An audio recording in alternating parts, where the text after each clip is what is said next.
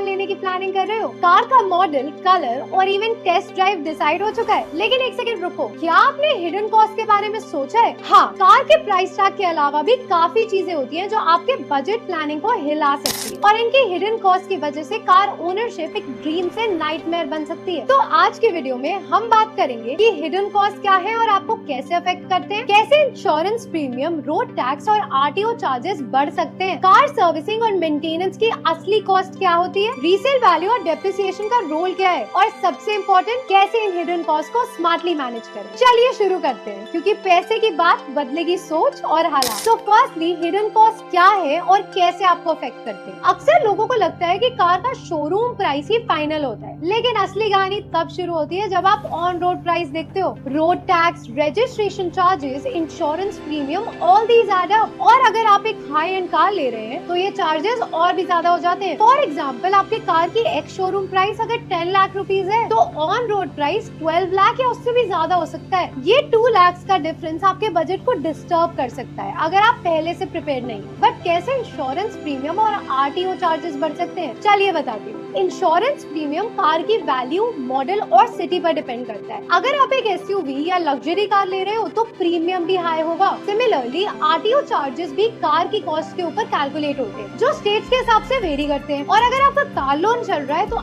Add on insurance जैसे कि loan protector policy भी आपकी कॉस्ट बढ़ा सकती है। सो कार सर्विसिंग और मेंटेनेंस की असली कॉस्ट क्या है? एक बार कार लेने के बाद सर्विसिंग और मेंटेनेंस आपका रेगुलर एक्सपेंस बन जाता है। लग्जरी कार के पास और सर्विसिंग कॉस्ट हायर होते हैं, जो आपके मंथली बजट पर इम्पैक्ट करते हैं। और अगर आप सिटी ट्रैफिक में ज्यादा ड्राइव करते हैं तो फ्यूल एफिशिएंसी कम हो जाती है। इसका मतलब है ज्यादा फ्यूल बिल, स्पेशली अगर आप डीजल या पेट्रोल कार ले रहे हैं। अब बात करते हैं रीसेल वैल्यू और डेप्रिसिएशन। कार एक डेप्रिशिएटिंग एसेट है। इसका मतलब है कि जैसे ही आप कार को शोरूम से बाहर ले जाते हैं उसकी वैल्यू गिर जाती है। एवरेज कार्स हर साल अपनी वैल्यू का 10 to 20% लूज करते हैं। अगर आप रीसेल के लिए प्लानिंग कर रहे हो तो रीसेल वैल्यू पहले से रिसर्च करना जरूरी है। लो रीसेल वैल्यू वाले मॉडल्स आपके फाइनेंशियल्स को नेगेटिवली इम्पैक्ट करते हैं। तो अब बात करते हैं कि कैसे इन हिडन कॉस्ट को स्मार्टली मैनेज करें। Firstly budget planning. सिर्फ कार की ऑन रोड प्राइस के लिए बजट मत बनाओ, बल्कि इंश्योरेंस, मेंटेनेंस और फ्यूल कॉस्ट को भी इंक्लूड करो। Second, compare insurance. Different insurance providers के कोट्स कंपेयर करो और अपने लिए बेस्ट प्लान चूज करो। Third, regular maintenance. Time to time servicing करने से आपको मेजर रिपेयर कॉस्ट से बचा सकते हैं। And fourth, choose the right model. एक फ्यूल एफिशिएंट और लो मेंटेनेंस मॉडल चूज करना हमेशा स्मार्टर डिसीजन है। अब जब कार लेने का प्लान बनाएंगे तो इन हिडन कॉस्ट को जरूर कंसिडर करें। इससे ना सिर्फ आप फाइनेंशियल स्ट्रेस से बचे, बल्कि अपनी ड्रीम कार का एक्सपीरियंस और भी बेटर बनाए।